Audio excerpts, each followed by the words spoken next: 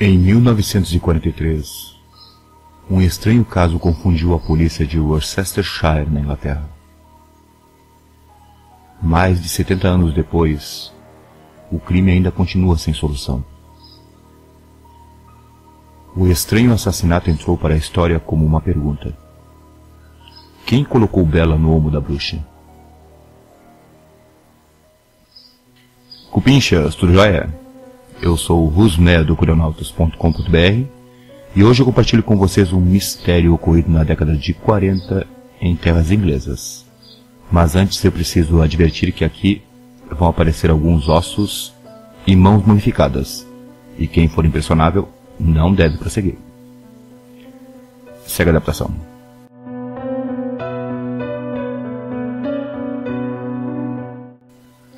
No domingo do dia 8 de abril de 1943, 4 rapazes de Stourbridge, Worcestershire, Inglaterra, estavam procurando ninhos de pássaros em um pequeno bosque chamado de Hagley Wood.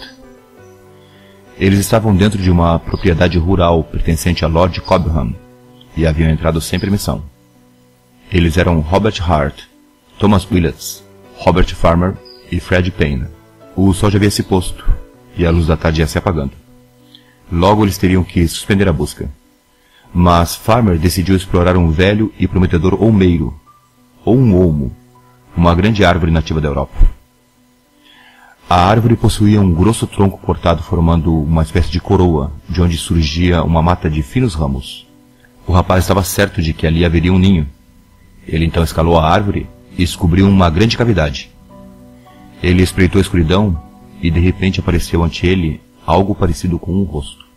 O garoto cortou um galho para tocar aquilo sem usar as mãos, e com o movimento, percebeu que era um crânio humano. Os garotos, tomados pelo pânico, saíram correndo. Seus pais avisaram a polícia, e o sargento Scarrett foi imediatamente comprovar a estranha denúncia. A noite já havia caído, e na árvore de fato havia algo.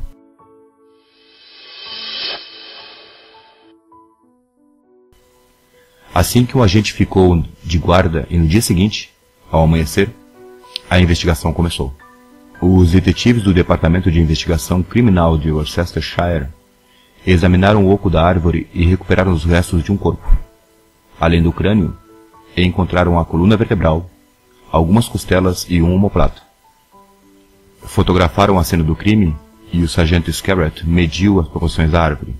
O tronco da árvore se erguia a 1,5 metros do chão, e a abertura encontrava-se a 1 metro. A parte mais larga do oco media 60 centímetros de diâmetro. Toda a área foi isolada, e os detetives iniciaram uma cuidadosa busca sobre a espessa árvore daninha que cobria a terra. Os resultados logo apareceram. Encontraram um osso de tíbia enredado nas raízes de uma outra árvore, e um pouco mais longe, acharam enterrados os ossos dos dedos de uma das mãos. Também acharam uma boa quantidade de pedaços de pano rasgados. A polícia conseguiu reunir a maior parte do esqueleto e começou a falar do valor místico que possuem algumas árvores nos códigos de bruxaria. A polícia chegou a se perguntar se aquele corpo mutilado não seria o resultado de um assassinato ritual. A mão cortada da vítima era um dos poucos elementos que parecia endossar a hipótese de um crime relacionado com feitiçaria. Os policiais acharam difícil imaginar o motivo que poderia levar o criminoso a cometer um ato tão macabro. No entanto, para muitas pessoas, existia uma clara relação com as ciências ocultas.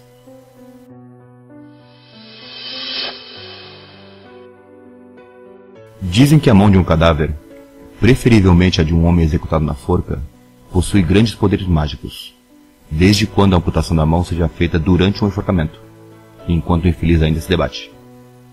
Essa mão então é colocada em uma salmoura e depois deixada para secar. A então chamada Mão da Glória podia então ser usada para abrir cadeados, localizar tesouros e paralisar inimigos. Ainda por cima, segundo a lenda, costumava-se utilizar principalmente para cometer roubos sobrenaturais. Uma vela feita da gordura do cadáver do enforcado, acesa entre os dedos dessa mão fechada como se essa fosse um castiçal, ou fazendo com que os extremos dos dedos da Mão da Glória queimassem, sua luz misteriosa teria o poder de fazer com que o desafeto entrasse em um coma profundo durante o sono, nunca mais acordando. O processo para preparar a mão e a vela são descritos em documentos do século XVIII, com certas etapas que dividem acadêmicos devido à dificuldade em traduzir corretamente frases daquele tempo.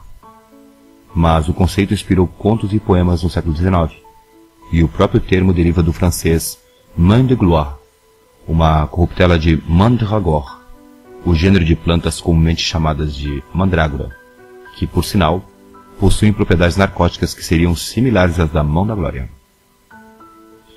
Essas imagens são exemplos de Hand of Glory e se encontram em museus e coleções particulares. O catedrático J. M. Webster foi o responsável em recompor o cadáver. Webster tinha uma reputação inatacável em seu tempo, e inclusive os jornais da época falavam muito bem dele. Apesar da escassa informação disponível, ele ofereceu à polícia uma imagem extraordinariamente detalhada das características físicas da vítima.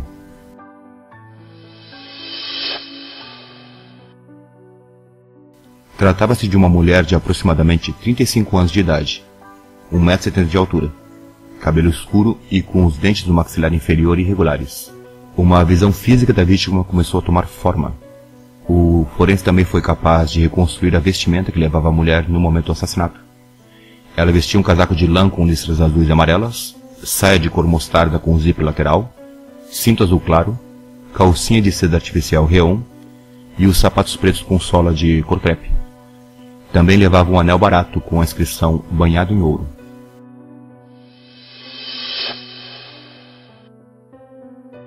Webster acreditava que a morte teria ocorrido mais ou menos 18 meses antes, em outubro de 1941.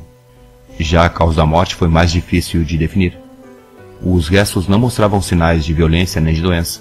Não obstante, com toda certeza, parte da vestimenta foi introduzida à força na boca da vítima antes da morte. Portanto, o médico forense considerava que a mulher havia morrido por asfixia. Ainda por cima, foi obtido o relatório forense uma outra pista-chave. Devido a que a cavidade da árvore era muito estreita, Webster estava certo de que o cadáver havia sido colocado ali antes de esfriar.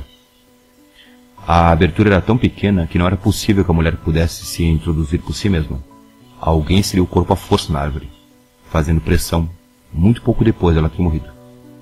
O caso foi para julgamento e teve lugar em Stourbridge em 28 de abril daquele ano. O juiz de Worcestershire aceitou o veredito de assassinato por pessoa ou pessoas desconhecidas. Havia decorrido muito tempo desde o crime, e a polícia sabia perfeitamente da dificuldade que isso acarretava à investigação. Mesmo assim, confiava em esclarecer logo o assassinato. A meticulosa reconstrução do médico forense permitiu que eles investigassem em várias direções. A maior esperança estava centralizada nas características pouco comuns da dentadura. Graças a isso, quase com certeza, conseguiriam rastrear a identidade da vítima. Mas a surpresa foi enorme quando nenhuma das pistas conduziu a conclusão alguma. A polícia também se concentrou em revisar os arquivos de pessoas desaparecidas. Mas a guerra havia engrossado muito esse registro, pois este caso ocorre justamente durante a Segunda Guerra Mundial, e o cenário era desanimador. Mesmo assim, eles repassaram com paciência todos os relatórios, com a esperança de encontrar uma descrição que se ajustasse ao cadáver. Ao mesmo tempo, entraram em contato com fabricantes e vendedores de roupas, para tentar localizar o canal de distribuição da vestimenta da vítima. Desta vez, as esperanças foram centralizadas no sapato e finalmente a polícia conseguiu averiguar o paradeiro de todos os pares de sapatos com sola crepe vendidos naquele tempo, exceto 4 pares. Mas tampouco esses 4 pares ofereceram alguma informação útil. A vítima continuava sendo uma total desconhecida. O mais frustrante foi o silêncio dos dentistas que não conseguiam responder aos requisitos policiais. Normalmente, quando se dispõe dos dentes, é fácil a identificação de um cadáver. As descrições detalhadas foram publicadas em diversas revistas que tratavam do tema das doenças da boca e dos dentes, mas não geraram nenhuma só resposta. Tal como comentou um detetive, parecia que a mulher havia vindo de outro planeta. E investigaram sobre o terreno, mas a polícia estava consciente de que o grande obstáculo consistia no tempo decorrido. A pista mais prometedora parecia ser uma denúncia de 1941. 2 homens, um empresário e um professor, haviam ouvido gritos provenientes do bosque de Hagleywood e avisaram o policial. Os 3 investigaram a área sem encontrar nada suspeito. A data em que foram ouvidos os gritos coincidia com a data da morte, mas também podia se tratar de mais uma pista falsa. Mas os arquivos continham outra pista. Naquela época havia acampado na região um grupo de ciganos, e a polícia precisou intervir por causa de uma briga familiar. A hipótese de que a vítima era uma pessoa com costumes nômades parecia muito atraente, já que explicaria as dificuldades para identificá-la. No entanto, não havia nada tangível, nenhuma prova, nenhuma evidência que sustentasse essa ideia, e a investigação estancou. Nenhuma das perguntas-chave obteve uma resposta satisfatória. O fracasso da investigação parecia sugerir que a vítima era, da mesma forma que o assassino ou assassinos, uma forasteira. Mas outros dados contradiziam essa hipótese. Primeiro porque o assassino ou assassinos se desfizeram do corpo imediatamente após a morte, o que indicava uma certa premeditação. E para isso, deveria conhecer bem a região. Segundo, o oco da árvore estava adequadamente oculto. Apesar da própria árvore estar situada em uma área onde costumavam ir casais de apaixonados e pessoas da localidade que passeavam ali, assim como famílias que organizavam piqueniques. Ou seja, o autor ou autores sabiam disso e ocultaram o corpo de forma que quem passasse por ali não descobriria com facilidade. O pequeno bosque tinha um acesso fácil. Estava a menos de 800 metros do caminho a partir da estrada entre Birmingham e Kidderminster. Parecia pouco provável que um forasteiro escolhesse um esconderijo tão complexo para o cadáver. O mais desconcertante era a estranha forma de ocultar o corpo. Aparentemente não havia razão alguma que justificasse o difícil trabalho de introduzir a vítima no oco da árvore e espalhar outros restos pelo campo. Seria muito mais fácil enterrá-la.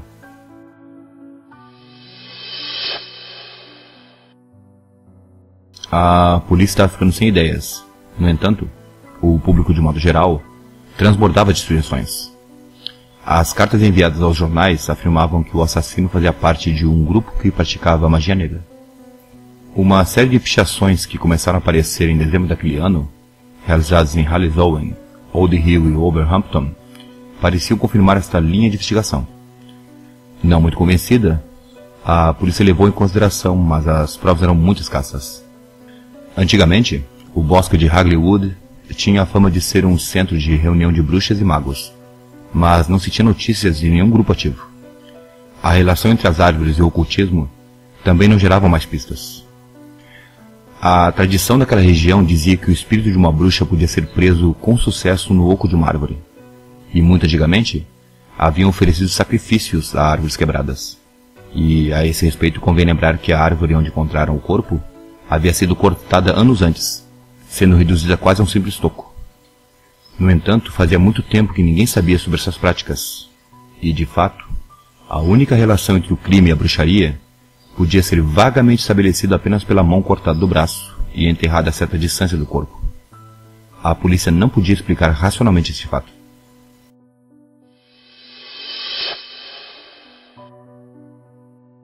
Aqui eu gostaria de frisar que o que estou falando foi o que disseram na época. Eu não tenho nada contra qualquer crença em que a maioria taxe como bruxaria, algo muito demonizado e perseguido pelas grandes vertentes religiosas. Mas como vocês mesmos podem imaginar, analisar e constatar, muitos crimes são colocados na conta de minorias, quando na verdade é pura atribuição e acusação sem fundamento. Claro, existem muitos doidos por aí que matam dizendo estarem possuídos, que tal ordem secreta a que pertence o maluco mandou matar, que o ritual de morte e sacrifício de pessoas é dogma em sua doutrina, e por aí vai. Mas é preciso ter em mente que esse tipo de criminoso não representa as pequenas ordens religiosas tradicionais, nativas ou ancestrais.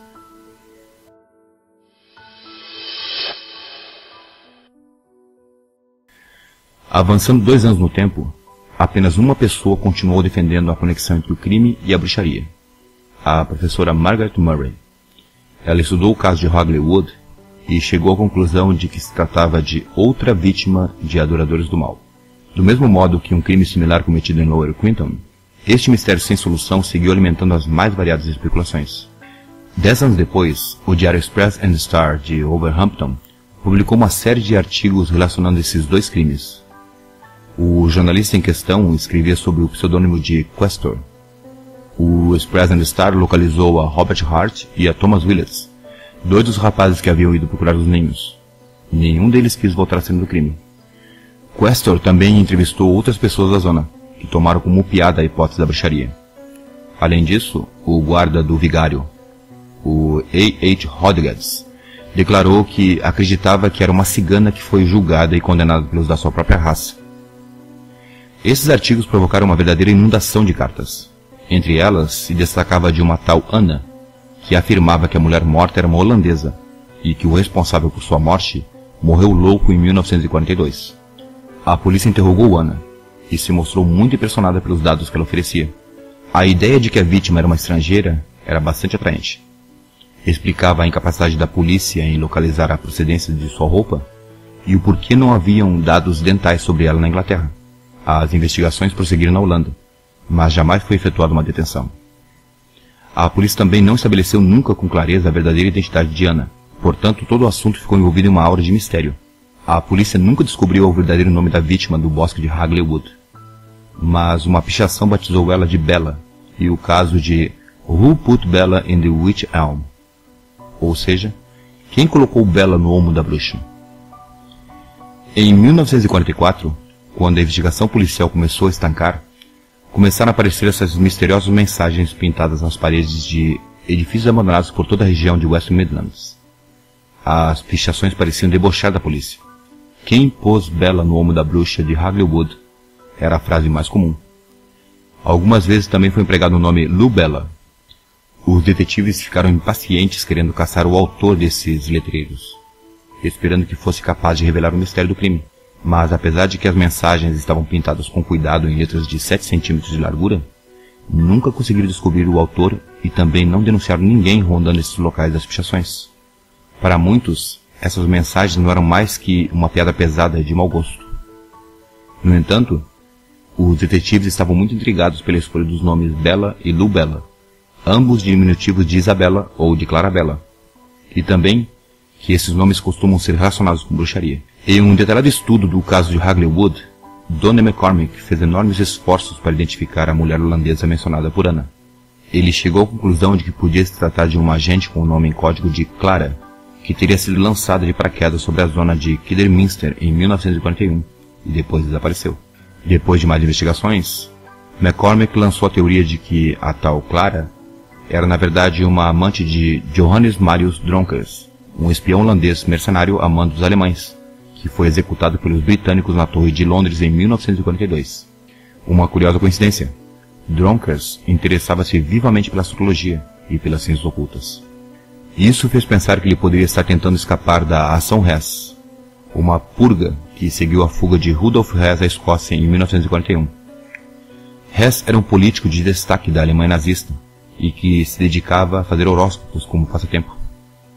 Depois da sua fuga, muitos astrólogos foram presos e, para evitar o mesmo destino, o espião Dronkers teria fugido para a Inglaterra, formando um esboço de ideia de uma relação direta com a suposta amante morta e colocado no tronco da árvore. A ideia era fascinante. No entanto, o próprio Donald McCormick admitia que carecia de provas circunstanciais. Também disse que ela havia sido uma garçonete em um pub local e que havia desaparecido sem deixar vestígios. Outra hipótese apontava que a vítima era uma atriz de cabaré alemã chamada Clara Bauerle, envolvida com a espionagem nazista, a qual havia desaparecido em 1941.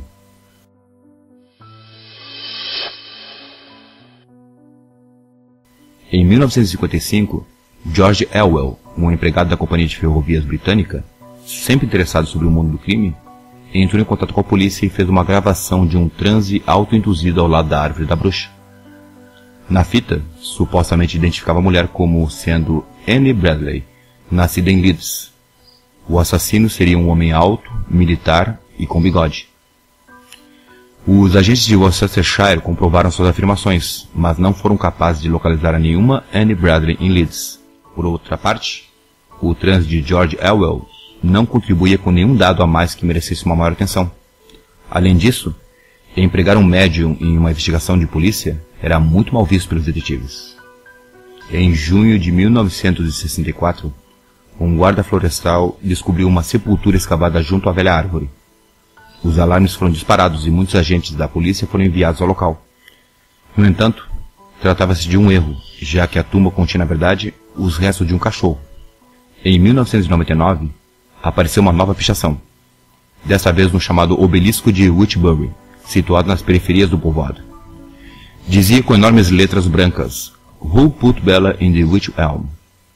Quem colocou Bella no olmo das bruxas? Mas também não conseguiram averiguar quem escreveu. A árvore onde acharam o cadáver morreu. E após a análise dos restos de Bella, o que sobrou não foi enterrado pela polícia local, mas sim foi entregue a um dos colegas do professor Webster na Universidade de Birmingham. Com o tempo, os restos da misteriosa mulher desapareceram, e até a data de hoje se desconhece a localização do esqueleto. E, oficialmente, este caso permanece sem solução. E é isso, cupinchas. Obrigado por assistirem. Abraços.